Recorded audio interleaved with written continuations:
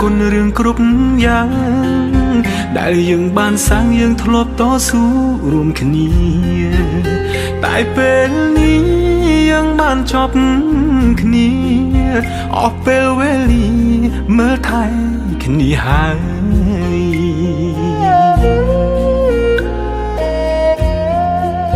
យើងបែកគ្នាហើយគួរយកថ្មីរៀងខ្លួនគុំនៅគុំគួនគុំនៅស្អប់គ្នាទៀតអីបំភ្លេចរឿងចឹងគុំរំលឹកណាថ្លៃធ្វើមិនដេចនិស័យយើងបានត្រឹមនឹងចោតបងមនុស្សខំបងអ្នកខំក៏បានរឿងទាំងប៉ុន្មានគឺអូនអ្នកត្រូវទាំងអង្គបងសុំចិត្តអូនសុំមានស្ងួនឈប់ផុស Facebook ទៀតចង់ហើយឈប់ត្រាមកទេ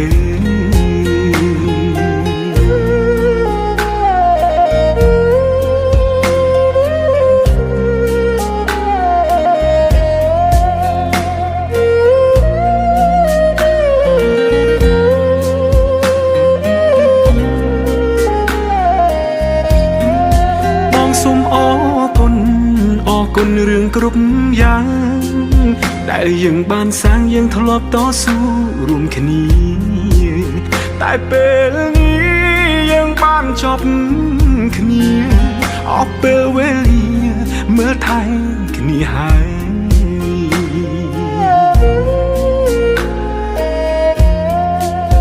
យើងបែកគ្នាហើយគួរយកថ្មីរៀងខ្លួនគុំនៅគុំគួនគុំនៅស្អប់គ្នាទៀតអីបំភ្លេចរឿងចាំងគុំរំលឹកណាថ្លៃធ្វើមិនដេចនិស័យយើងបានត្រឹមនឹងចោតបងមនុស្សខំបងអ្នកខំក៏បានរឿងទាំងប៉ុន្មានគឺអូនអ្នកត្រូវទាំងអស់បងសុំចិត្តអូនសុំមានស្ងួនឈប់ផុស Facebook ទៀតចង់ហើយឈប់ត្រាមកទៅ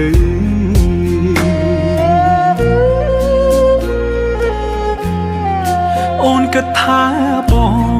មនុស្សមិនល្អហើយទៅចង់អូនអើយទៅរកអ្នកសមនឹងថ្លៃបងមនុស្សអាក្រក់ដូចអូននេះហើយក៏គ្មានអ្វីឲ្យអូនលងឡើយខ្ញុំចាក់ចាញ់ខ្ញុំចាចាញ់ហើយតែខ្លួនអូនអើយឈប់រំលឹកបងទៀតអីអូនក៏មានមនុស្សដែលគេស្រឡាញ់ថ្លៃសូមជូនពរស្រីឲ្យមានក្តីសុខ